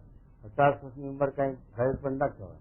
છતાં પણ મહારાજે 50 વર્ષની અંદર 100 મંડવાર ગ્રહણ કર્યા. 100 મંડવાર એ ગ્રહણ કર્યા પોતે ભક્તોની સેવા અંગીકાર કરવા. એમને મંડવાર ન હોય નહીં, છતાં પણ 100 મંડવાર ગ્રહણ કર્યા 50 વર્ષમાં. તો આવી રીતે મનુષ્ય ભાવ જે ભાવ હોય અને એને લઈને પછી અક્કરડાયા હોય. ભગવાનનો ભક્ત તો મનુષ્ય ભાવ ના લે, પણ અક્કરડાયા હોય ને એ સત્ય મનુષ્ય ભાવ લે. અત્યારે આજે સમાજીઓ ભગવાનનો ખંડન, કૃષ્ણ ભગવાન 5000 વર્ષ થઈ ગયા, હવે શું લેવા દેવા છે, છતાં પણ એટલું બધું વાંકું બોલે કે આપણે સાંભળ્યું ન જાય. આર્ય સમાજીનો ઘણા વખત સાંભળ્યું છે એવું કે એટલું બધું ખંડન કરે અને એટલો બધો દ્રોહ કરે. પણ તમારે હવે શું લેવા દેવા છે? તમે તમારી રીતે જે કરતા હોય કરો ને. એવા પુરુષોનો શા માટે અપરાધ કરો છો, દ્રોહ લો? પણ જીવનો અને પાછળ હક ન થાય, પોતાનું ના જોવા બીજાનું જોવા જાય તો એમ છે કે આ જીવના સ્વભાવ છે. હાલ્યા મોક્ષ નો માર્ગ અને દ્રોહ કરવો છે આવા મહાન પુરુષોનો, પછી મોક્ષ ક્યાંથી થવાનો? એ ક્યાં સુધી આપણે નામ જાય તો કઈ નહીં, પણ અવજ્ઞા તો ન જ કરવી, દ્રોહ તો ન જ કરવો. કોઈ પણ ભક્તનો કે કોઈ દેવનો કે કોઈનો અપરાધ નહીં. નિંદ તો નહીં કોઈ દેવ કો, બિન કપકો નહીં ખાત, જીવ જીવ કે વદન સે કથા સુની નહીં જાત. તો એ રીતે જો ન વર્તે તો પછી એને આવે, એને વિઘન, એને દુઃખ. એ મહારાજ કહે શું કહેજો, જેમ રાજા પરીક્ષિત એવો ભક્ત નહોતો. રાજા પરીક્ષિત રાજા એવા ભક્ત નહોતા એટલે થતા સાધક હતા. એટલે સાધન દશામાં પોતે એ રીતે સુખદેવજી પાસેથી જ્ઞાન મેળવવા માટે, ભગવાનનો મહિમા સમજવા માટે જ આવેલા, તેમ બેઠા હતા. એટલે પછી એને મનુષ્ય ભાવ આવે. હા, જેમ રાજા પરીક્ષિત એવો ભક્ત નહોતો તો રાસલીલા સાંભળીને શ્રી કૃષ્ણ ભગવાનને વિશે સંશય થયો. શ્રી કૃષ્ણ ભગવાનમાં શંકા થઈ કે આ શ્રી કૃષ્ણ ભગવાન ત્યારે એ લીલા પુરુષોત્તમ કહેવાય. રામચંદ્રજી ભગવાન મર્યાદી પુરુષોત્તમ છે. કોઈ મનુષ્ય ભાવ આવે, સીતા હારું રોતા હતા, અમારી સીતાને કોઈને ભારી, પર કોને એમ થાય કે આ ભગવાન છે, કે આ તો મારો સામાન્ય માણસ કોઈ બૈરા હારું જોવે નહીં, અને આ બૈરા હારું જોવા છતાં આ ભગવાન છે ને કે. અને પેલા તુલસીદાસ ને બહાર્યા હનુમાનજી, ત્યાં રામ નીકળશે તમે બેહો દર્શન કરજો. તો પણ તીર પામથું લઈને રામ ને લક્ષ્મણ નીકળ્યા, પેલા હણિયા એ ઉઠતા ગારો દેવા માટે તુલસીદાસ, અરે તમારું નંખો સાહેબ એ કહ્યો આ તમે આ જનાવરના વાહ ક્યાં પડ્યા? ઉઠતા રામ ને લક્ષ્મણ ને ગારો દેવા મળ્યા. ત્યાં ક્યાંથી ઓળખે? ભગવાન આત્મતીર પામથું હતું છે કે? તો આ રીતે કરી. અને એ તો રાજાનો ધર્મ હતો, મરજાઈ કરે, પીઓ રાખે, એ રાજા હોય ગ્રસ્ત હોય એના ધર્મ હતા. એ પ્રમાણે એ લીલા દેખાડી. તો પણ છે તુલસીદાસ ને એ વખતે સમજાઈ ન પડી. પછી ચિત્રકૂટના ઘાટ ઉપર ગયા વળી હનુમાનજી સમજાયા તારે સમજ્યા અને તારે ઓળખ્યા રામને અને ત્યારે પછી 7 કાંડ રામાયણ બનાવી તુલસી તત્વ રામાયણ એ પછી તુલસીદાસે આ કાર્ય કર્યું પણ પહેલું આવું થઈ ગયા એટલે દરેકને ભગવાન તો સત્પુરુષ તત્વ અત્યારે પ્રમુખ સ્વામી જેવા પુરુષ હજારો જીવના કલ્યાણ સારું કેવા છે તોય પણ જે અવજ્ઞા કરનારો શું કે જો બાવાને કેટલો લોભ છે કેવા ધોળા કરે છે શું આમ કરે આપડખાના ખર્ચે છે એમ બોલે તારા ઘેર તારા મકાન તને સારું નહીં ગમતું તારા ગામમાં મકાન પેલો હજરામ વાઘરી છે અને એનો જે હાથીઓનો કૂબો છે એવો કૂબો બાંધીને કેમ રહેતો નથી કે તો 2-3 માળનું 5 માળનું મકાન બંગલો કરવો છે ગામનાથી હારા મારું મકાન પોતાનું કરવું છે અને અહીં બોલે કે આ ભગવાન સારું ખરા કરતો ભગવાનને સારું ના જોઈએ ભગવાનના માટે ન કરવું જોઈએ તારા માટે જોઈએ છે તને પણ આ જીવ અવરા ઊંધા એમ સમજે પથરા કરશે તો આવા જીવન શું સમજાવો પછી કહો જડતા વાળા જીવ હોય તો એમ બોલે ભાઈ એ તો કહે છે કે જેને જેવું ખટતું હોય જેને જેવું સુખતું હોય અનંત કોટી બ્રહ્માંડના રાજા ધીરાજ ભગવાન છે એના માટે જેટલું ના હોય એટલું થોડું છે તો આપણે ગાંધી માટે કેવું સમર્પિત કર્યું લાખો કરોડો રૂપિયા ખર્ચી નાખ્યા દિલ્હીમાં ગાંધીજી માટે તો પછી શાસ્ત્રી મહારાજ જેવા પુરુષ માટે આટલું કરીએ તો ન થાય તોય થોડું થતો તો આવું સમજણ વગરનું આવું અવગુણ ભાવ લોભ કરે એ ક્યાં કરે એટલે મારા શું કે પરીક્ષિત રાજાની વાત કરે છે અને સુખજી જો એવા ભક્ત હતા તો તેને કોઈ જાતનો સંશય થયો જ નહીં સુખજી એવા ભક્ત હતા તો એમણે ભાગવતની કથા કરી અને છે ગોપીઓને શંકા નથી સુખદેવજીને નથી અને આ ત્રીજી ચોથી પેઢીએ પરીક્ષિતને શંકા થઈ તો કારણ કે એ સ્થિતિ વગર પોતાની સ્થિતિ નથી એટલે એ તો પોતામાં જેવા ભાવ હોય એવા હામાં દેખાય આપણી આંખમાં કમરો હોય તો બધું પીળું દેખાય પણ છે તે બધું પીળું નથી એમ શું કે જુઓ અને જે એવો ભક્ત હોય તે તો એમ સમજે કે મારે વિશે કોઈ દોષ આવી શકે નહીં જો કોઈ દોષ મને બાદ કરી શકે નહીં કોણ બોલે છે સુખદેવજી સુખદેવજી જેવા જે ભક્ત હોય એ એમ બોલે કે હું બ્રહ્મ છું આત્મા છું અક્ષર છું અને મારા વિશે જેનો ભાવ નથી તો પછી જેના ભજને કરીને જેના સંગે કરીને જેના સમાગમે કરીને હું બ્રહ્મરૂપ છું અને મારામાં કોઈ દેહ ભાવ નથી તો પછી એમાં તો દેહનો ભાવ ક્યાંથી હોય એમાં માયા ક્યાંથી હોય અને માયા એમાં હોત તો હું માયા પર થાત જ નહીં એમ એમ અને જે એવો ભક્ત હોય તે તો એમ સમજે કે મારે વિશે કોઈ દોષ આવી શકે નહીં તથા તે દોષ કાંઈ બાદ કરી શકે નહીં તો જેને ભજને કરીને હું આવો થયો એવા જે ભગવાન તેને વિશેનો કોઈ માહિત દોષ હોય જ એમ કહો એમ જળપણે સમજે કેટલાક લોકો શું કે આ સ્વામીનું વ્યામન જૂતું નૈરોબીન પાછું કેમ આવ્યું ભગવાન હતા મોટા પુરુષ હતા તો કેમ જાણ્યું નહીં આમ આવો શંકરા કરે અને એ મોટા પુરુષે જો મોટા પુરુષના મોતિયો છે નો આવે આંખો ને મોતિયો આવે મોટા પુરુષને વળી આ શું કે ગાંઠ કેમ જાય એટલે ભાઈ આ દેહ છે અને આ મૃત્યુલોક છે કે આ દેહના ભાવો જણાવવાના ભગવાનમાં જણાવાય સત્પુરુષમાં જણાવવાના અને દરેક જીવમાં જણાવવાના પણ એમાં ફેરફાર છે એમાં અને આમાં ફેરફાર એ ક્યારે જાણે કોણ જાણે એનો માલ નહીં મહારાજ કહે છે કે જે સતસતનો વિવેક એ એવા જે અધ્યાત્મ દ્રષ્ટિ વાળા હોય એ જ સમજી શકે બીજાને સમજાય નહીં આ ગીતામાં આનો શ્લોક લખ્યો કે જે આ સતસતનો વિવેક આત્મા અનાત્માનો વિવેક એ આત્મદ્રષ્ટિ પુરુષો જ સમજી શકે છે બાકીના જીવ જગતના જીવ સમજી શકતા નથી એમ કે તો શું કહેવું અને એવો જે ભગવાનનો ભક્ત છે તે ભગવાનની મૂર્તિને વિશે જયારે વૃત્તિને રાખે છે ત્યારે તે વૃત્તિના 2 વિભાગ થાય છે હવે આ વૃત્તિની વાત આવી આપણે વૃત્તિ ભગવાનમાં રાખવી ત્યારે પછી ભગવાન દરવાજા ઉભા રહેવું ત્યાર પછી આ દેહની ક્રિયા ક્યારે કરવી દરવાજા ઉભા રહે પછી નાવા ના જવું દરવાજા ઉભા રહે એટલે ખાવા ન જવું દરવાજા ઉભા રહે કેમ એ મહારાજ સમજાવે છે એટલે 9મા વચનામૃત સમજાવ્યું છે એવું અત્યારે મહારાજ આ શબ્દ સમજાવે શું કહેવું સાંભળું એક વૃત્તિ તો ભગવાનમાં રહે છે એક વૃત્તિ એ કરીને ભગવાનને ધારી રાખ્યા છે, ભગવાનનું ચિત્તવન મનન સ્મરણ કરે છે. અને બીજી વૃત્તિ અને બીજી તો જે ભજનનો કરનારો તેમાં રહે છે. આપણે ભજનનો કરનારો જીવ એમાં એ વૃત્તિ રહેશે. એ વૃત્તિ એ કરી શું રહેશે? વૃત્તિ કે જોવે છે કે આ ગાડી પાતે કયા પાતે જાય છે એ જાણપણું રાખે તો ભગવાન સિવાય હું સતી ક્યાંય સુધી બીજો પાત્ર તો નથી થતો. એમ છતાં આ વૃત્તિ બીજી વૃત્તિ એ જાણપણું રાખે. એ શિલાના 9મા પ્રમાણે જ આ વાત છે. શિલાના 9માં 2 દ્રષ્ટાંત આપ્યા. પાણીયારીનું વાંચ્યું, ઘોડાના અસવારનું વાંચ્યું. ઘોડાના અસવાર હોય કે ઘોડા ઉપર બેઠો હોય, ચાંકડામાં પગ હોય તો અહીંયા વૃત્તિ રાખે. અને આગળ ખાડો ટેકરો આવે તો કોઈ ઝાડ આવે ઘોડું અફડાવે તો એના માટે પણ જાણપણું રાખે અને દ્રષ્ટિ રાખે.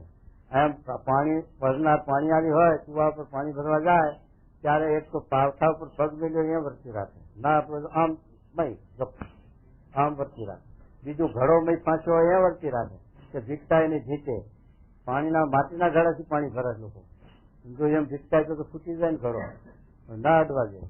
અને ત્રીજી વૃત્તિ પાછી હોય, બાળક જો હજુ હોય રમતું રમતું એનું તો એની આ ઉપર દ્રષ્ટિ રાખવી પડે, નકર રમતું રમતું કુવામાં પડે.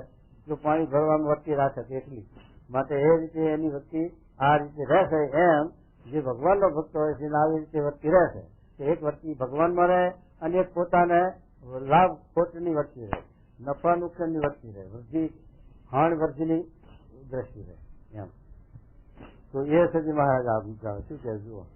અને ભગવાનના સ્વરૂપમાં જે વૃત્તિ રહે છે હા એ પ્રેમયુક્ત રહે છે. એ પ્રેમે કરીને ભગવાનનો હેત કરીને ચોક્કસ. હા અને ભજનના કરનારામાં જે વૃત્તિ રહે છે તે તો વિચારયુક્ત રહે છે. વિચારી અને વૃત્તિ જે ભજનના કરનારાને લીધે ભગવાનના ભજન વિના બીજા જે કાર્યક્રમ થાય છે તે ઘરે ખોટા કરી નાખે છે. જેમ છેલ્લા 9માં લખ્યું 14% દરવાજે ઉભા છે, 14% કહેવા જતા નથી. એમ 14% શું સ્વભાવ, દોષ, દેહાભિમાન, કામ, ક્રોધ, લોભાજી આ બધા શત્રુઓ છે ને ભગવાનના ભજનમાં વિઘન કરે છે, કલ્યાણના માર્ગમાં વિઘન કરે છે, આ લોકમાં વિઘન કરે. આ લોકમાં આપણને સજે પ્રતિષ્ઠાહીન કરી નાખે, નિંદિત કરી નાખે, ખોટા કરી નાખે. એમ એટલે આ રીતે એ જાણ પણ રાખે છે. એમ કે હા તથા જે ભજનના કરનારામાં જે દોષ હા તે સર્વેને ખોટા કરી નાખે છે. વાહ તેવી રીતે તેની વૃત્તિ ભગવાનમાં અખંડ રહે છે. હા અને ગરીબ તો એકાગ્ર ચિત્તે બેસીને ભગવાનનું ભજન કરે હા ને ગરીબમાં તો સારા ચૂતો કરે તેને તો એવી સ્થિતિ થતી નથી. હા મધનું ચોથું ચોથું છે ને એક આખો દાડો આત્મારૂપ ભક્તો અને એક ઘડી એનું ચિંતન કરે. ચોથું છે ને આત્માના વિવેકનું એમાં આ લખ્યું કે આખો દાડો આત્મારૂપ માનતો હોય, આત્મારૂપમાં રહેતો હોય પણ એક ઘડીએ સ્ત્રીનું ચિંતન થાય તે વિશેનું એવું ચિંતન થાય તો એનું આખા દાડાનું જે ચણતર હોય એ પડી જાય. આવું મહારાજ એટલે એનું ચિંતન ન થાય એ રીતે એનો પ્રયત્ન કરવો, એવું અભ્યાસ કરવો. જેમ પાણીનો ઘડો ભરીને એક ઠેકાણે ડૂબી આવે પછી વળી બીજે દિવસ અથવા ત્રીજે દિવસ તે ઠેકાણે પાણીનો ઘડો જોઈએ તેને કહીને ત્યાં પાણીનો ઘડો ભરાય ન ભરાય. આ ઘડો ધોઈ જાય એ સુકાઈ જાય, બીજા દાંત ધોવા દે ત્યાં સૂકું હોય. સાંજે આગલા દિવસનું જળ આગલે દિવસે સુકાઈ જાય ને પાછલા દિવસનું પાછલે દિવસે સુકાઈ જાય. એનું આ સિદ્ધાંતનું આ દ્રષ્ટાંતનું સિદ્ધાંત શું સમજાવે છે કે ઘડી ભજન કરીને ઘડી પછી પાછા જગતના માર્ગે ઘડીકમાં છે એટલા જેમ સુમલા ખાતે કીધું મહારાજ કે અખંડ અમે સત્સંગ કરીએ છીએ તોય પણ આવી વખતે કેમ મહારાજ કે અડધો અમારો સત્સંગ કરો છો, અડધો જગતમાં. એટલે જગતમાં માથું મારી આવે અને ભજનમાં માથું મારે. બે કરી રાખે એટલે જેમ તેમ વસ્તી સ્થિર થાય નહીં એટલા માટે મારે છે. શું કે જુઓ. અને જો આંગળી જેવી નાની પાણીની શેર અખંડ લેતી હોય તો મોટો પાણીનો ધરો ભરાઈ જાય. આંગળી જેવી શેર એટલે લીક તકલીફ હોય છે પાણી નહીં ધાબો ભરાતું સુકાઈ નહીં જતું, કારણ કે અખંડ પડ્યા કરે છે એટલે લીલું રહે છે, સુકાતું નથી. એમ જો આપણે એવી રીતે અખંડ એવી રીતે વર્તી રાખવાનો અભ્યાસ કરીએ તો પછી ખંડિત ન થાય. નકર ઘડી ભજન કરીએ ને પછી આખો ગાળો આનું આ જરૂર જતા તો પછી એમાં ત્યાં સુકાઈ જાય પાણી ન ભરાય. એટલે વચ્ચે સ્થિર ન થાય એમ કહેવાનો હેતુ મહારાજ એમ.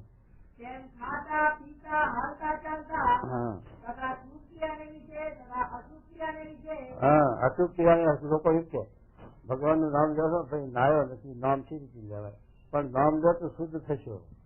નામ લો ભગવાનનું લેવાય. ભગવાન કાંઈ પટલાતા અભરાતા નથી. આપણે ચામડાનો આ તમારો ચામડાનું કામ કરતો હોય તો ભજન થાય અને બધી ગમે તેવી ક્રિયા હોય. હા પેલા છે જે ચૂલાઘાટ કાશીમાં માંસનો વેપાર કરતો તો પણ એવો ધંધો કરતો હોય તો ભગવાનનું ભજન થાય. ભજનમાં દોષ નથી એમ. પણ આ તો કે ના જોયા વગર નામ જ ના લેવાય થઈ ગયું. ના જોયા ને નામ લેવાય નહીં. પણ નામ લેવાથી તમે શુદ્ધ થશો. ભગવાનનું ભજન કરવાથી તમારો આત્મા ચોખ્ખો છે. પણ એ અંતર શુદ્ધિ છે ને. આ દેહ પાણી નાવું એ દેહની શુદ્ધિ અને આ છે ભગવાનનું ભજન કરવું એ અંતર શુદ્ધિ આત્માની શુદ્ધિ સારી. તેમ ખાતા પીતા હાલતા ચાલતા હા તથા સુક્રિયાને લીધે તથા અસુક્રિયાને લીધે સર્વકાળે ભગવાનમાં અખંડ વૃત્તિ રાખવી. હા પછી એવી રીતે ભગવાનમાં અખંડ વૃત્તિ રાખતા રાખતા એવી દ્રઢ સ્થિતિ થાય છે. વાહ ઇતિ વચનામૃતમ એ પ્રમાણે ગઢડા પ્રથમનું 23મું થયું. વાહ